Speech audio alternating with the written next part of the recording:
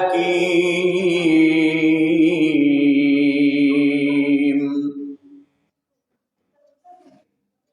আল্লাহ পাক সতর্ক করে দিলেন, ওই মর্যাদাপূর্ণ রাতের মধ্যে প্রত্যেক গুরুত্বপূর্ণ কাজের ফয়সালা হয়ে যায়। প্রত্যেকটা গুরুত্বপূর্ণ কাজের ফয়সালা ওই মর্যাদাপূর্ণ রাতে হয়। সুবহানাল্লাহ। যেহেতু এমন একটি মর্যাদাপূর্ণ রাত এই শাবান মাসের মধ্যে নিহিত, এই জন্য শাবান মাসের মর্যাদা ও গুরুত্ব, মহত্ব, ফজিলত মহান রব্বে কারিমের দরবারে অনেক অনেক বেশি। জামে তিরমিজি শরীফের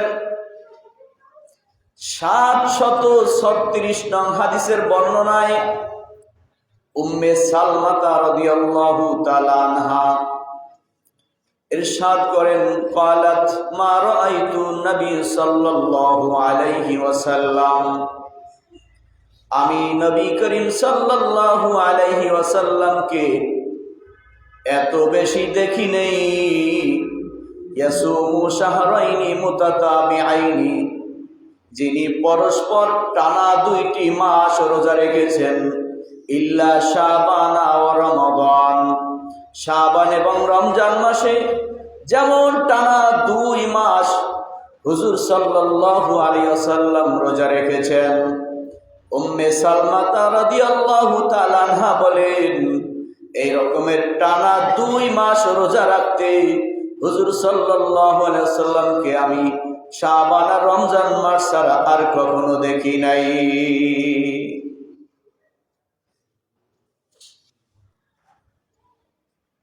অনুরূপভাবে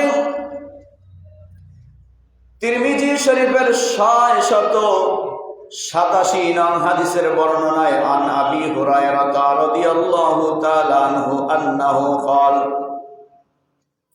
আবু হুরায়রা রাদিয়াল্লাহু তাআলা আনহু থেকে বর্ণিত, ক্বালা রাসূলুল্লাহ সাল্লাল্লাহু আলাইহি ওয়াসাল্লাম, তিনি বলেন, হুজুর সাল্লাল্লাহু আলাইহি ওয়াসাল্লাম ইরশাদ করেন, আহসু হিলালা শাবান লিরমাদান। হুজুর সাল্লাল্লাহু আলাইহি ওয়াসাল্লাম ইরশাদ করেন, তোমরা রমজান মাস নির্ধারণের জন্য গুরুত্বের সাথে শাবান মাসের চাঁদের হিসাব রাখো। শাবান মাসের চাঁদ হিসাব রাখো গুরুত্বের সাথে। কেন? যাতে তোমরা রমজান মাসকে সুন্দরভাবে পেয়ে যাও। সুবহানাল্লাহ। তারিখে দিমাশক একটি সহিহ হাদিসের গ্রন্থের ব্যাখ্যা গ্রন্থ তারিখে দিমাশকের 72 নং খণ্ডের 155 পৃষ্ঠায় 14153 নং হাদিসের বর্ণনায় আম্মা জান আয়েশা সিদ্দিকা রাদিয়াল্লাহু তাআলা আনহা থেকে বর্ণিত, শাহরু রমাদান শাহরুল্লাহি ওয়া শাহরু শাবান শাহরি, হুজুর সাল্লাল্লাহু আলাইহি ওয়াসাল্লাম বলেছেন, রমজান মাস এটি শাহরুল্লাহ, রমজান মাস এটি আল্লাহর মাস, ওয়া শাবান শাহরি, শাবান মাস এটি আমি রাসূলুল্লাহর মাস। হুজুর সাল্লাল্লাহু আলাইহি ওয়াসাল্লাম বলেন, শাবানুল মুতাহহির, শাবান মাসটি এমন একটি মাস যেই মাসে মানুষকে পবিত্রতা করে, পবিত্রতা তৈরি করে, মানুষকে পুত পবিত্র বানায়। ও রমাদানুল মুকাফির, আর রমজান মাস হলো এমন একটি মাস যেই মাসকে মানুষকে পাপ মোচন করিয়া দেয়। সহিহুল বুখারীর 1970 নং হাদিসের বর্ণনায় আয়েশা সিদ্দিকা রাদিয়াল্লাহু তাআলা আনহা থেকে বর্ণিত, লাম ইয়াকুনিন নবী সাল্লাল্লাহু আলাইহি ওয়াসাল্লাম ইয়াসুমু শাহরান আকসারা মিন শাবান, রাসূলুল্লাহ সাল্লাল্লাহু আলাইহি ওয়াসাল্লাম কখনো এত বেশি পরিমাণ রোজা রাখতেন না। ইয়াসুমু শাহরান, যত বেশি রোজা রাখতেন তিনি এই মাসে, আকসারা মিন শাবান, শাবান মাসের মধ্যে যত বেশি পরিমাণ রোজা রাখতেন, অন্য কোন মাসে তত বেশি পরিমাণ রোজা রাখতেন না।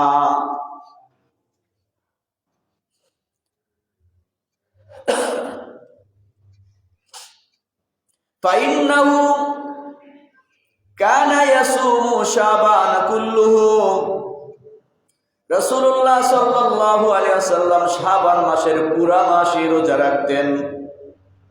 আমরা ইতিপূর্বে জেনেছি আমাদের পূর্ববর্তী রজব মাসে রাসূলুল্লাহ সাল্লাল্লাহু আলাইহি ওয়াসাল্লাম বেশি রোজা রাখতেন, কিন্তু রজব মাসে রোজা রাখতেন আবার ছেড়ে দিতেন, আবার রাখতেন আবার ছেড়ে দিতেন। আর বুখারী শরীফের বর্ণনায় হুজুর সাল্লাল্লাহু আলাইহি ওয়াসাল্লাম এত বেশি পরিমাণ রোজা রাখতেন, ফাইন্নাহু কানা ইয়াসুমু শাবান কুল্লাহু, তিনি রমজান মাসের পুরো মাসটাই রোজা রাখতেন। সুবহানাল্লাহ। এবং তিনি বলতেন ওয়া কানা ইয়াকুলু, তিনি বলতেন খুযু মিনাল আমালি মা তুতিকু, উম্মতদেরকে লক্ষ্য করে তিনি বলতেন তোমরা যতটুকু সাধ্য আছে ততটুকু সাধ্য অনুযায়ী বেশি বেশি করে নফল আমল করতে থাকো, নফল আমল করো। কারণ ফাইন্নাল্লাহা লা ইয়ামাল্লু হাত্তা তামাল্লু, হুজুর সাল্লাল্লাহু আলাইহি ওয়াসাল্লাম বলেন সাধ্য মোতাবেক, স্বাস্থ্য অনুযায়ী, সামর্থ্য অনুযায়ী যতক্ষণ পরিমাণ স্বাস্থ্যে কুলায় ততক্ষণ পরিমাণ তোমরা নফল বন্দেগী করবা, করো বেশি।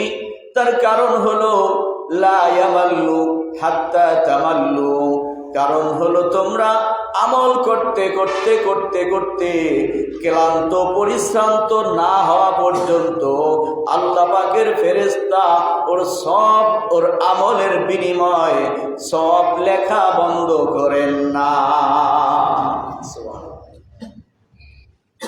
নফল আমল করতে করতে ক্লান্ত হয়ে যায়, যতক্ষণ পর্যন্ত ক্লান্ত না হয় ততক্ষণ পর্যন্ত সব লিখতেই থাকে। সুবহানাল্লাহ। সম্মানিত সুধী, শাবান মাসে রাসূলুল্লাহ সাল্লাল্লাহু আলাইহি ওয়াসাল্লাম বেশি বেশি রোজা রাখতেন কেন? তার কয়েকটি কারণ। সর্বপ্রথম কারণ, সুনানে নাসাই 2357 নং হাদিসের বর্ণনায়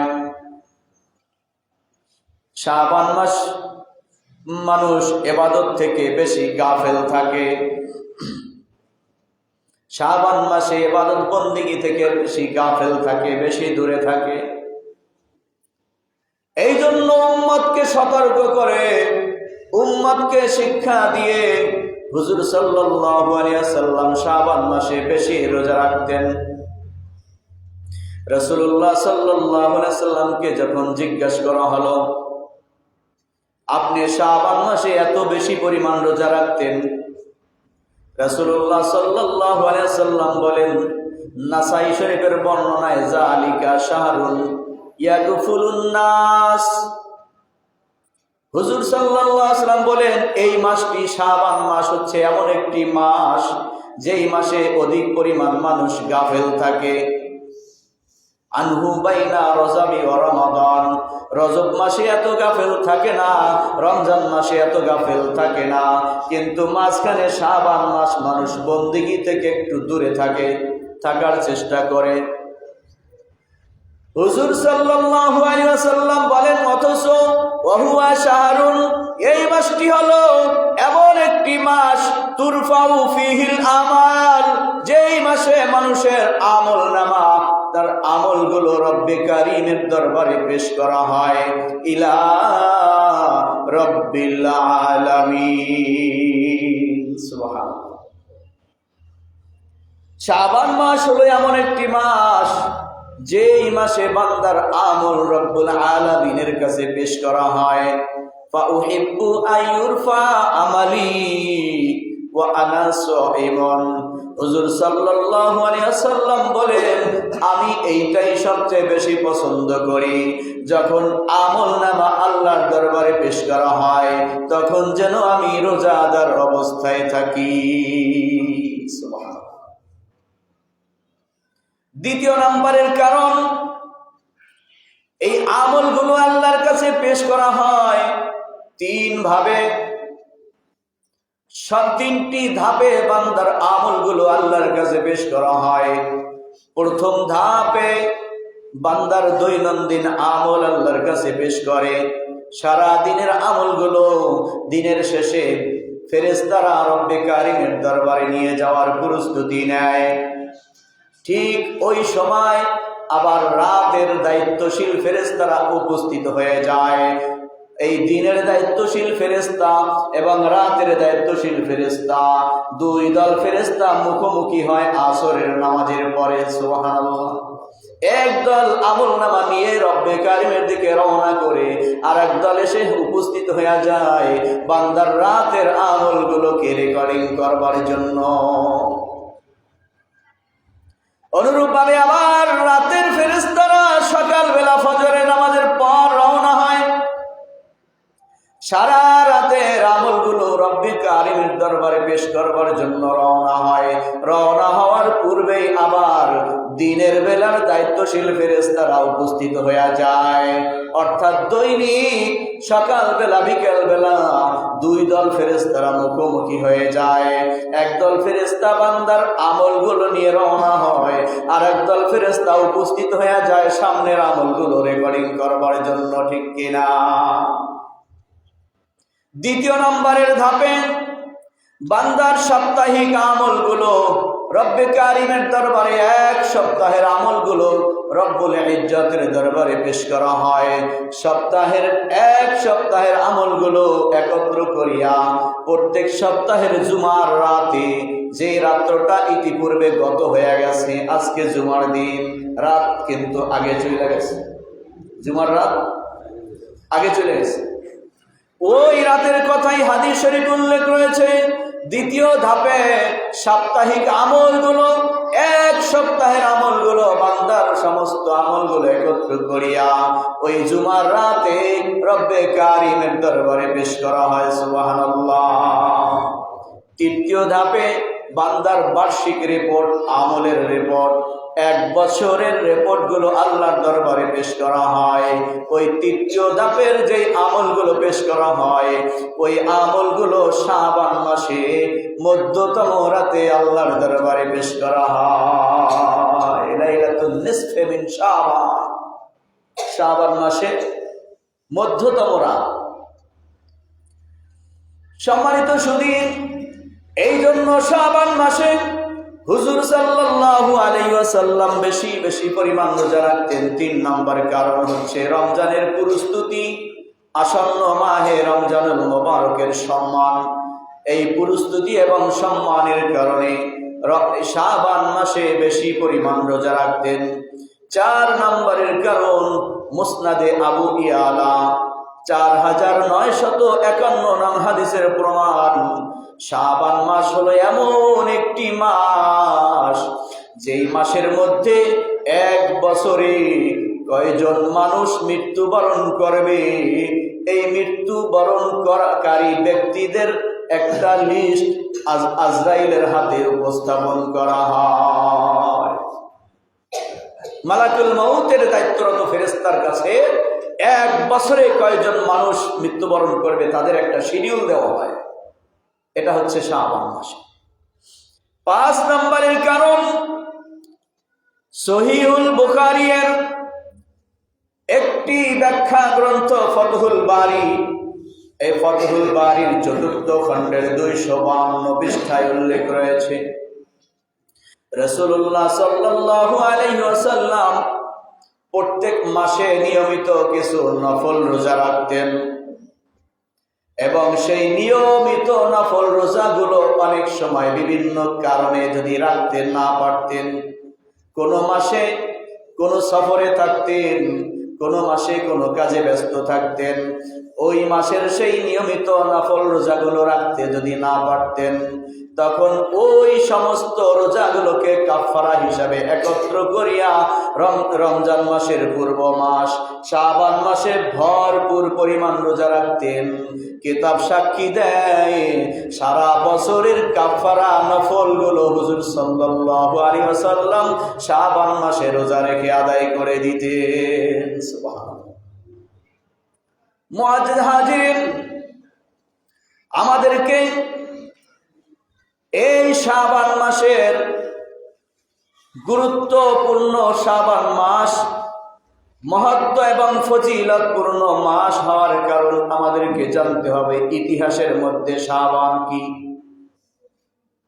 ইতিহাস সাক্ষী দেয় আল মাজমু গ্রন্থের 6 খণ্ডের 250 পৃষ্ঠায় উল্লেখ রয়েছে দ্বিতীয় হিজরির শাবান মাসে রমজান মাসের রোজা আল্লাহর পক্ষ থেকে ফরজ বিধান নাজিল হয়েছে। সুবহানাল্লাহ। আমরা যে রমজান মাসের রোজাটা রাখবো এটা ফরজ। রমজান মাসের রোজা কি ফরজ। এই ফরজ রোজার বিধানটা আল্লাহ পাক নাজিল করে দিয়েছেন শাবান মাসে। সুবহানাল্লাহ।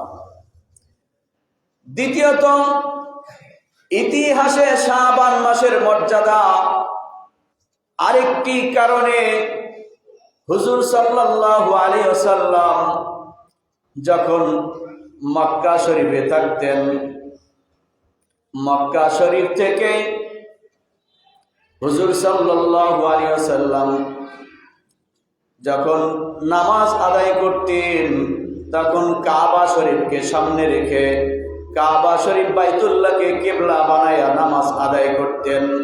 বিশেষ করে হুজুর সাল্লাল্লাহু আলাইহি ওয়াসাল্লাম মক্কা শরীফের যেই সব এলাকায় থাকতেন বেশিরভাগ ওই এলাকায় নামাজ পড়ার সময় কাবা শরীফ থাকতো হুজুর সাল্লাল্লাহু আলাইহি ওয়াসাল্লামের উত্তর দিকে। কোন দিকে? উত্তর দিকে কাবা। তাই যখনই নামাজ আদায় করতেন কাবার দিকে অর্থাৎ উত্তর দিকে কিবলা বানায়া নামাজ আদায় করতেন। যখন মদিনায় নামাজ পড়তেন তখন মদিনার থেকে কাবা শরীফ ছিল দক্ষিণ দিকে আর বাইতুল মাকদাস ছিল উত্তর দিকে।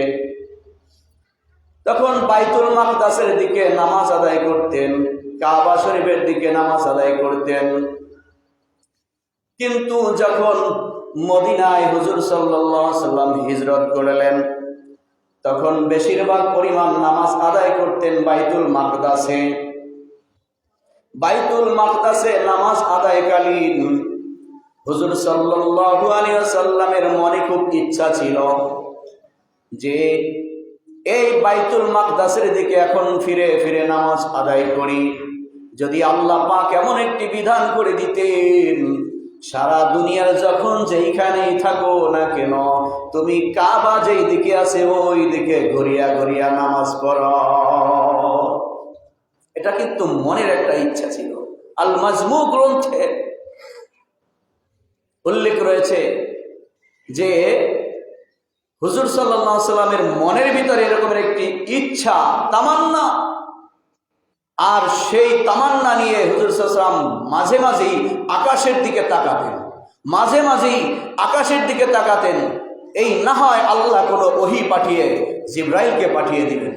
এভাবে মাঝে মাঝে আবেগ নিয়ে একটি তামান্না নিয়ে যখন আকাশের দিকে তাকাতেন কিতাব সাক্ষী দেয় ঠিক ওই মুহূর্তেই আল্লাহ পাক সূরাতুল বাকারা এর 144 নং আয়াতে কারিমা নাজিল করে জিবরাইলের মাধ্যমে পাঠিয়ে দিলেন, ফাওয়াল্লি ওয়াজহাকা শাতরাল মসজিদিল হারাম। হে রাসূল, নামাজের মধ্যেই আপনি আপনার চেহারাকে মসজিদে হারাম কাবার দিকে ঘুরাইয়া দেন। সুবহানাল্লাহ। দ্বিতীয় নম্বরের কারণ ইতিহাস সাক্ষী দেয় রাসূলুল্লাহ সাল্লাল্লাহু আলাইহি ওয়াসাল্লামের নামাজের মধ্যে এই কিবলা কাবাকে কেবলাকে বাইতুল্লাহ শরীফের দিকে ঘুরাইয়া দিয়েছেন, যেই ঘটনাটা এইটাও শাবান মাসে অনুষ্ঠিত হয়েছে। অর্থাৎ শাবান মাসে কেবলা পরিবর্তন হয়েছে। এই শাবান মাসে কেবলা পরিবর্তন হওয়ার কারণে শাবান মাসের মহত্ব ফজিলত আল্লাহর কাছে অনেক বেশি। 3 নম্বরে দ্বিতীয় বদর। আবু সুফিয়ানের প্রতিশ্রুতি অনুযায়ী হুজুর সাল্লাল্লাহু আলাইহি ওয়াসাল্লাম দ্বিতীয়বার বদরের যুদ্ধের জন্য প্রস্তুতি নিয়ে 8 দিন পর্যন্ত অপেক্ষা করেছিলেন বদরের প্রান্তরে। কয়দিন?